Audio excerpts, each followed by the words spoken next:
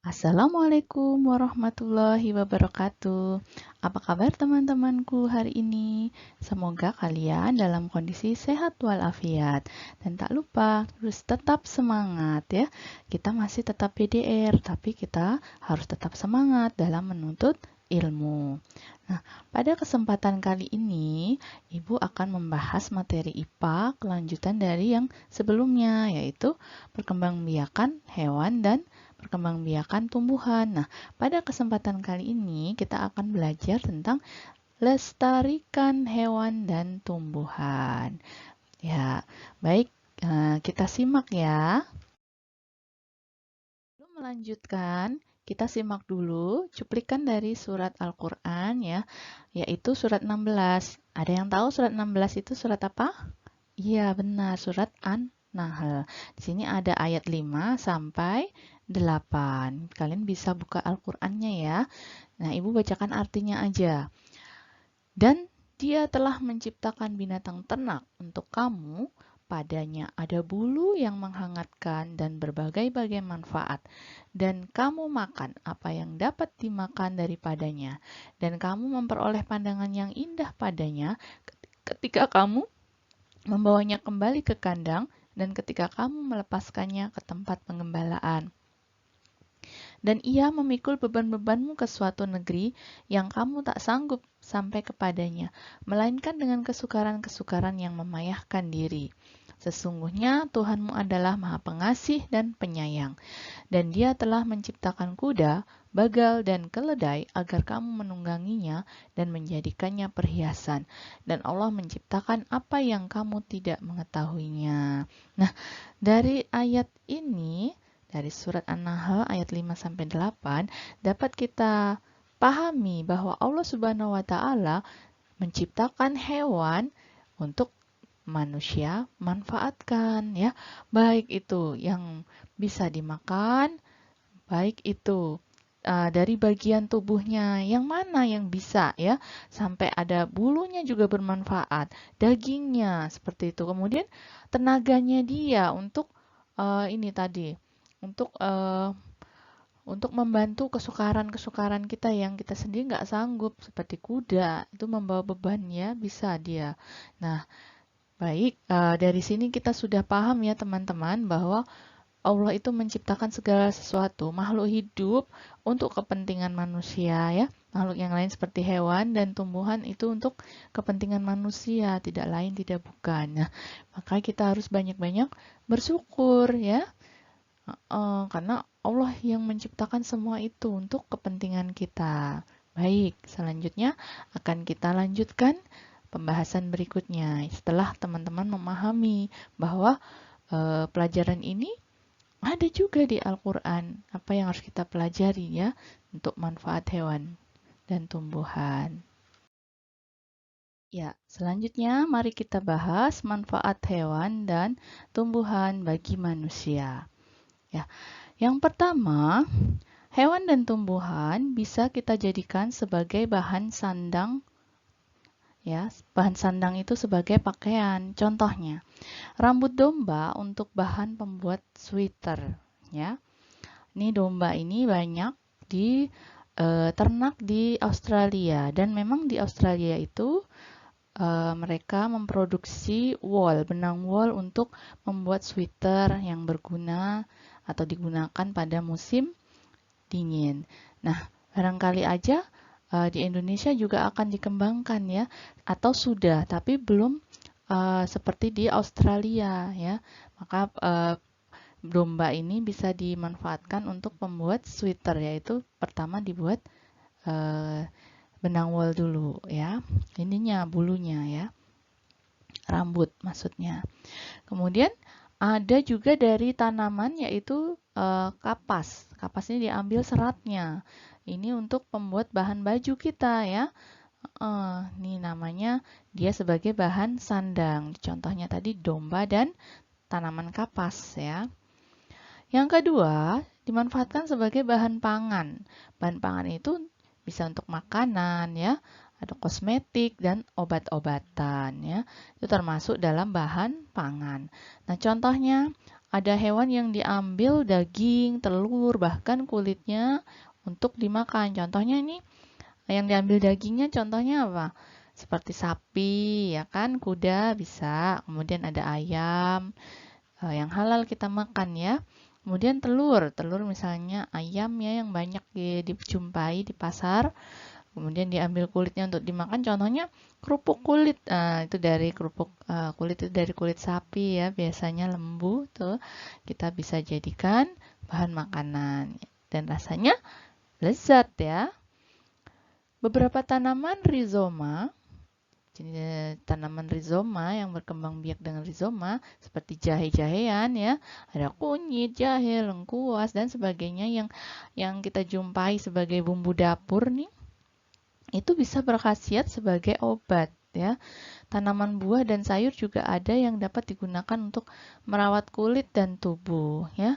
Banyak nih bahan-bahan produk sabun ya, itu dari buah-buahan, misalnya dari stroberi, ekstraknya ya, kemudian ada delima ya.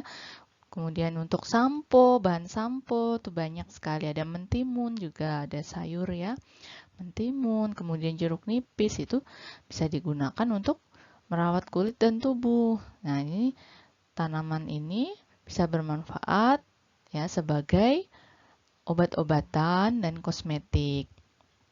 Kemudian selanjutnya yang sebagai bahan papan atau perlengkapan tempat tinggal atau rumah kita, papan ya. Contohnya kayu. Kayu kan pepohonan banyak deh di hutan itu kayu ya. Digunakan sebagai bahan bangunan maupun furniture ya atau perabotan rumah tangga. Lihat di rumah kamu, ada furniture apa aja di rumah. Misalnya meja, kursi, kemudian ada lemari. Nah, itu semua jika berbahan kayu, itu berasal dari tumbuhan. Kecuali kalau yang, Bu adanya meja plastik, Bu adanya lemari plastik. Nah, itu bukan dari tumbuhan ya, itu udah olahan kalau yang itu. Nah, ini yang kita bicarakan yang dari kayu atau tumbuhan ya. Itu manfaatnya hewan dan tumbuhan. Baik. Sekarang kita lanjutkan.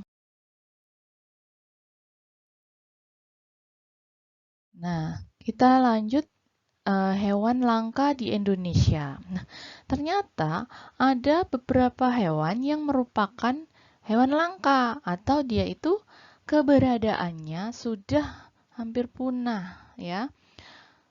Apa aja itu? Ada badak bercula satu. Nah, badak ini merupakan hewan paling langka dan paling terancam punah. Badak termasuk hewan mamalia yang mengalami perkembangbiakan yang lama. Nah, kenapa dia kok bisa cepat punah? Ya karena dia sudah lama, kemudian diburu oleh manusia. Apanya yang diburu? Badak itu diambil culanya. Culanya harganya bisa puluhan juta, bahkan ratusan juta. Nah, makanya itu manusia-manusia yang serakah itu mengambil badak untuk dijual culanya. Nah, sementara badak sendiri itu perkembangbiakannya lama. Akhirnya dia menjadi hewan yang langka atau susah didapatkan. Nah, setahun itu dia hanya dapat melahirkan 1 sampai 2 ekor ya, tidak lebih ya. Makanya populasinya saat ini tercatat hanya sekitar 68 ekor. Itu pun pada tahun 2017. Nah, sementara kita sudah 2020, kemungkinan dari 68 ekor itu ada yang sudah mati juga gitu loh. Makanya tidak boleh kita bunuh dan diambil culanya. Itu untuk uh, memelihara hewan supaya tidak cepat punah ya. Kemudian ada apa lagi nih? Komodo. Komodo adalah kadal raksasa terbesar di dunia dan dapat hidup sampai kurang lebih 30 tahun ya. Kemudian panjangnya juga kurang lebih ada 2 meter dan beratnya kurang lebih 70 kilo. Nah, ini apa namanya, komodo ini juga merupakan hewan langka ya. Langka dia ya. Jadi harus kita lindungi ya.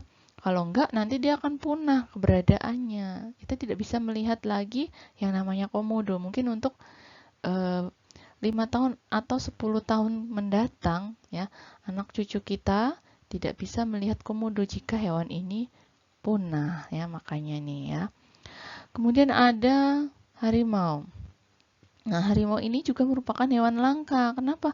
Perkembangbiakannya juga dia lama ya, tidak seperti ayam gitu yang bisa bertelur cepet gitu kan, cepet kemudian telurnya banyak, bisa kita dieramkan ya sama induknya menetas dalam jumlah yang banyak gitu.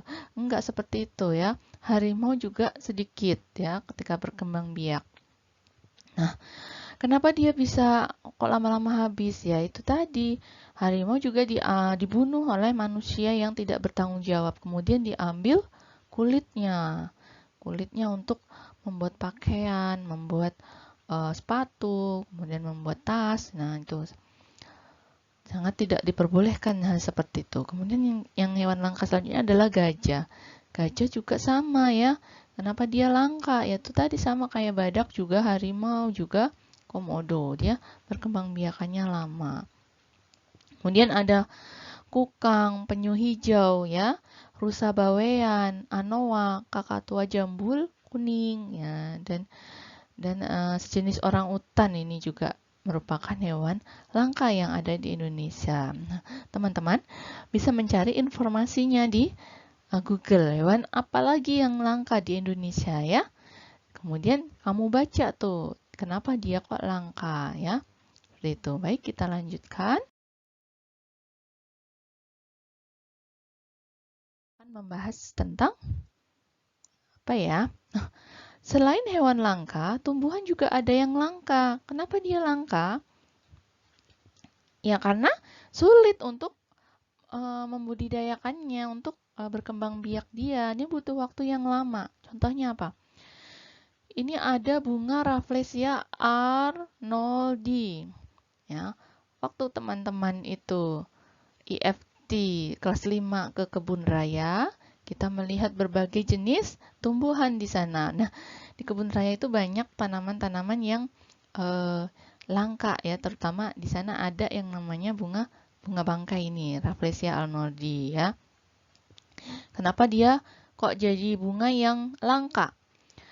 Kalau Ibu Suci baca itu Rafflesia arnoldii ini butuh waktu lama dalam berbunganya dan sangat langka. Momen-momen bunga bangkai berbunga ini sangat langka sehingga ketika dia berbunga biasanya Kebun Raya Bogor itu akan membuka event ya. Bagi banyak wisatawan yang pengen lihat. Nah, teman-teman juga bisa tuh ikutan nanti kalau ada ya di sana ketika pandeminya sudah berakhir dan kebetulan Rafflesia arnoldii sedang berbunga, teman-teman bisa melihat di Kebun Raya Bogor. Nah, kenapa dia disebut bunga bangkai? Karena dia mengeluarkan bau busuk yang sangat menyengat seperti bangkai, makanya disebut bunga bangkai ya. Kenapa dia berbau busuk ini? Ini ada manfaatnya yaitu untuk menarik lalat ya.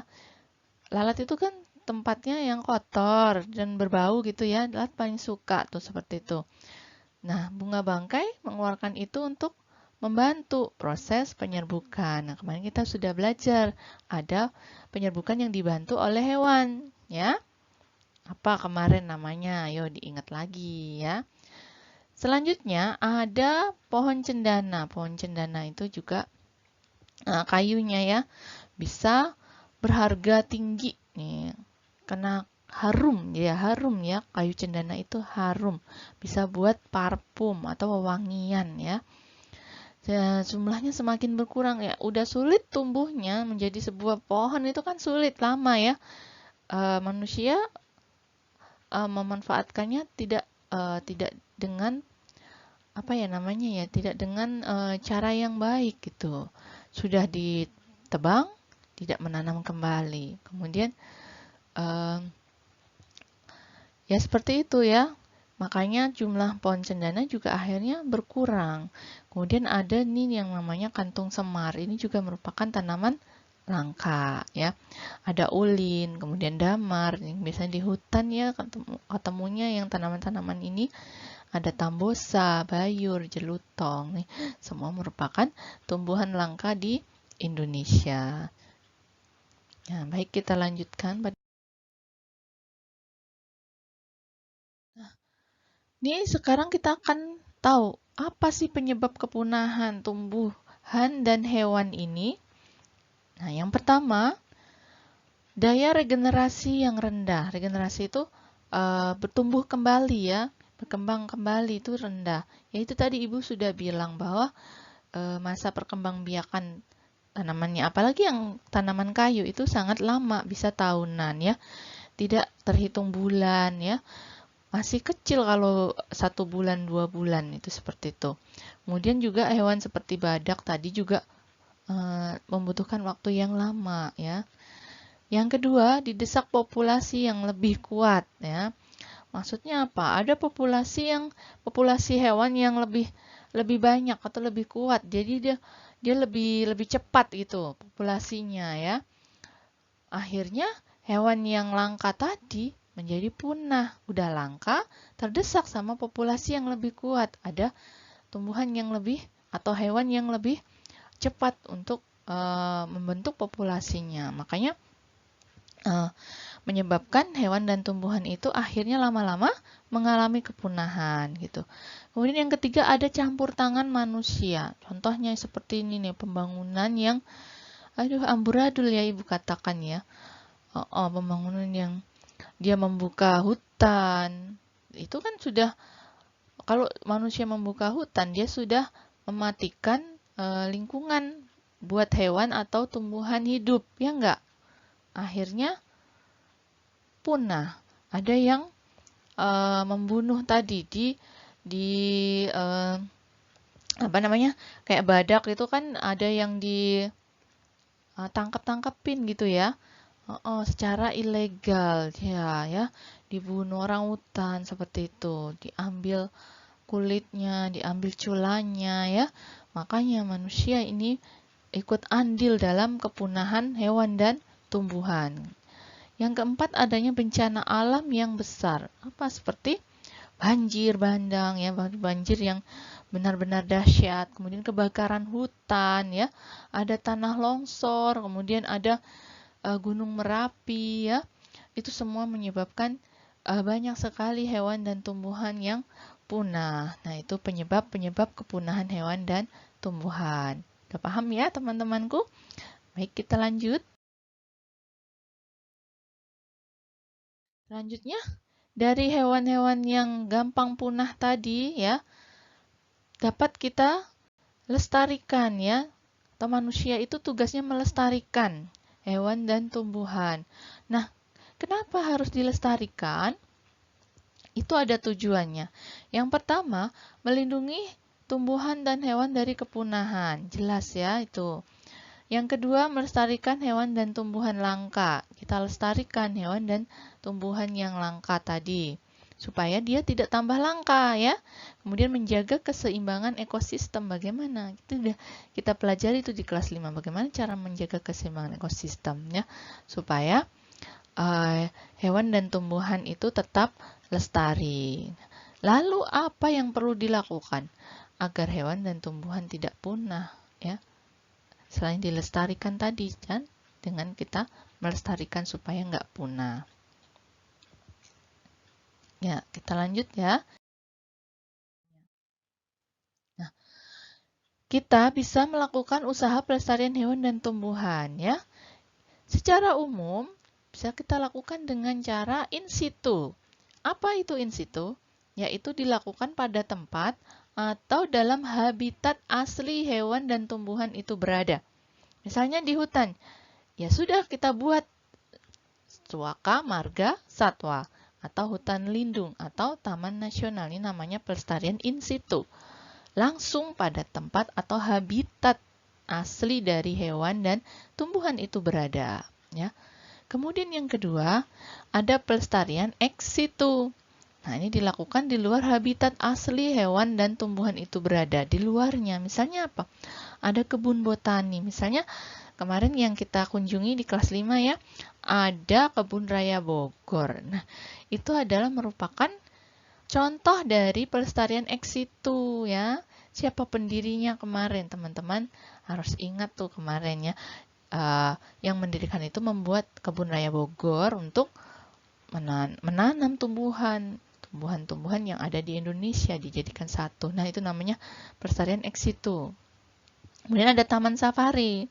Nah, siapa nih yang sudah pernah ke taman safari? Nah, tentu saja di sana kita dapat melihat berbagai jenis hewan dan hewan aja ya di sana ya. Ada sih tanam-tanaman, tapi di taman safari ini yang menonjol adalah hewan ya. Kemudian ada kebun binatang, contohnya di Ragunan, itu kita bisa melihat berbagai jenis hewan dan tumbuhan yang dilestarikan di sana.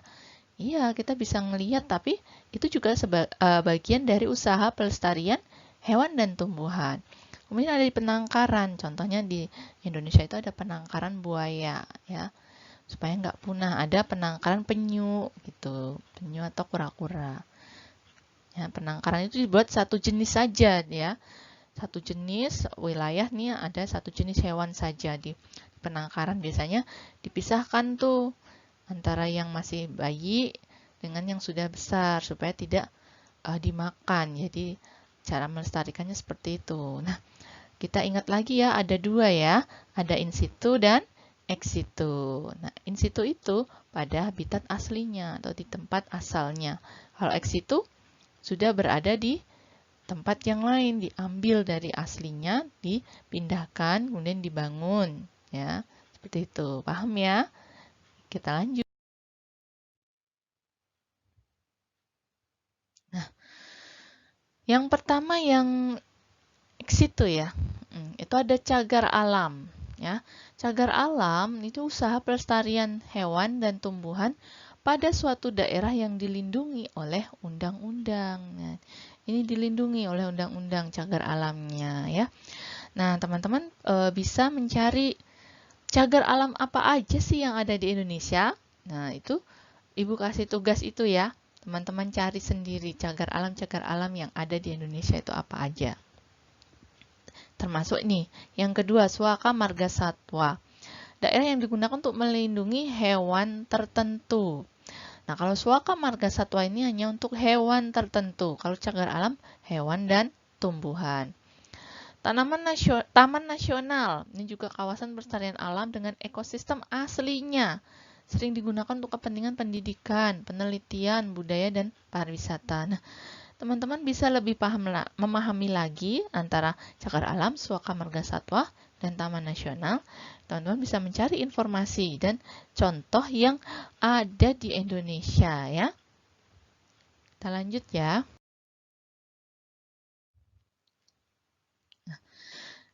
Nah, ternyata di sini sudah ada jawabannya nih ya.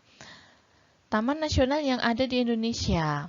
Ini ada yang pertama, Taman Nasional Danau Sentarum. Itu ada di Kalimantan Barat.